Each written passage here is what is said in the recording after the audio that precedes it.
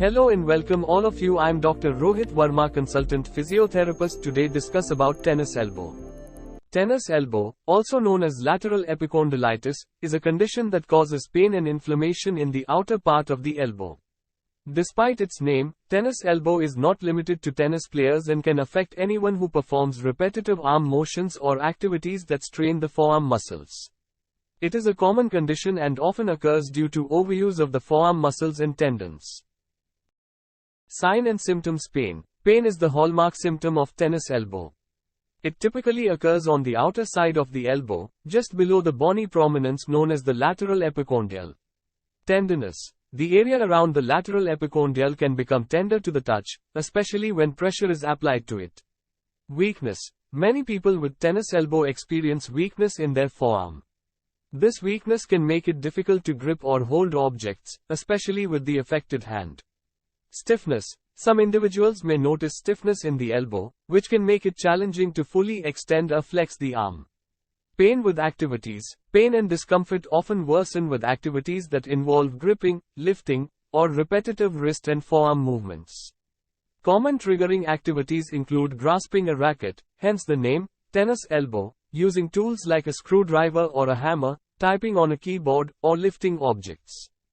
Pain at rest. In more severe cases, pain may persist even at rest or during everyday activities, such as picking up a cup or turning a doorknob.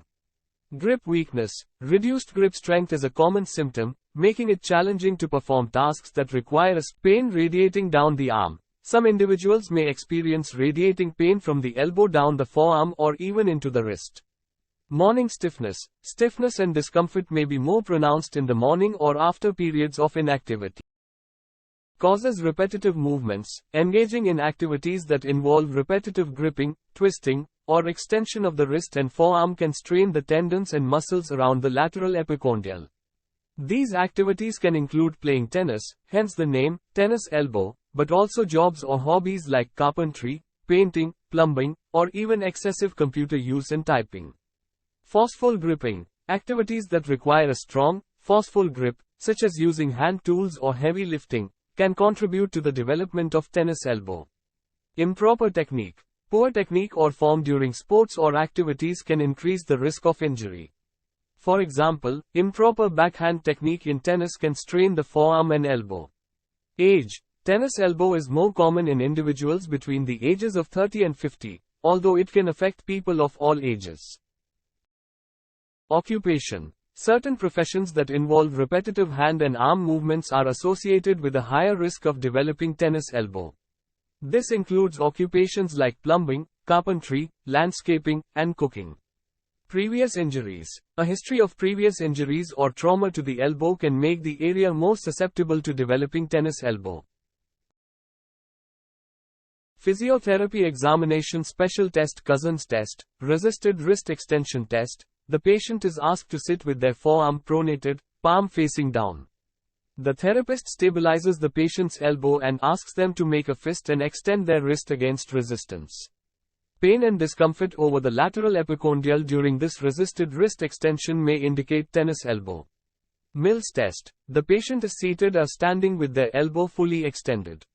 The therapist palpates the lateral epicondyle and then passively flexes the wrist and pronates it. Pain over the lateral epicondyle during this maneuver is considered a positive sign for tennis elbow. Maudsley's test, resisted middle finger extension test. The patient is asked to extend their middle finger against resistance while the therapist stabilizes the wrist. Pain or discomfort at the lateral epicondyle during this maneuver suggests tennis elbow. Thompson test, middle finger lift test. The patient is instructed to lift the middle finger alone, without involving other fingers, against resistance. Pain or weakness during this isolated middle finger extension may indicate tennis elbow. Grip strength assessment. The therapist may use a dynamometer to measure grip strength in both hands. Reduced grip strength in the affected hand compared to the unaffected hand can be indicative of tennis elbow. Wrist flexion test. The patient is asked to flex their wrist against resistance while the therapist stabilizes the forearm. This test can provoke pain at the lateral epicondyle if tennis elbow is present. Physiotherapy treatment. Pain management. Rest. Resting the affected arm and avoiding activities that worsen the pain is the first step in treating tennis elbow. This may include modifying your work or sports activities.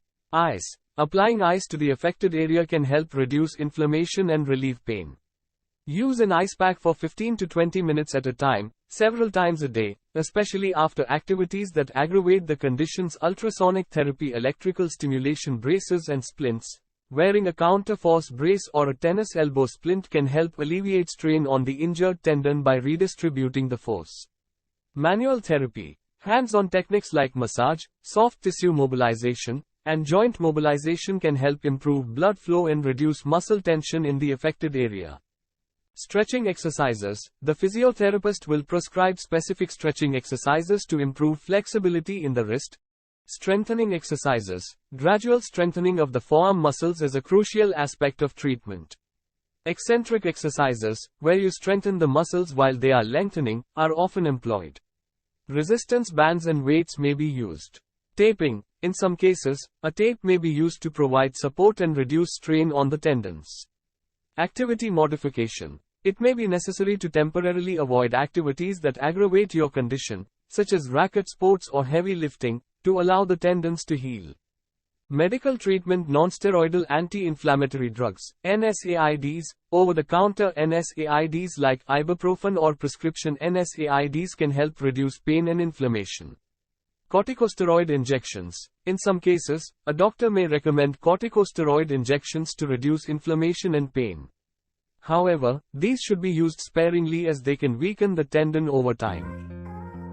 Thanks for watching. Have a good day. All like, share and subscribe.